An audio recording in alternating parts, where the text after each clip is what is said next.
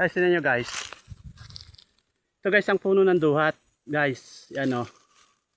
Ganito ang bunga niyan guys o. Yan o. Yan ang bunga ng duhat guys.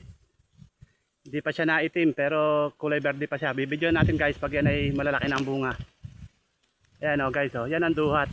Yung isang pinakita ko sa inyo guys, liputi yon. Ito yan, ganito ang duhat guys o. Yan ang puno niyan guys o. Ang duhat. Ayan o, daming bunga niya guys o. Ang duhat o. Ayan o. Yan guys ang duhat guys dito sa amin o. Pinakita ko sa inyo nung una, liputi yon. Ito ang duhat guys o. Verde pa lang siya. Pag nagkulay itim na siya guys, bibidyoan ko ulit para makita nyo. Yan, ito ang duhat guys.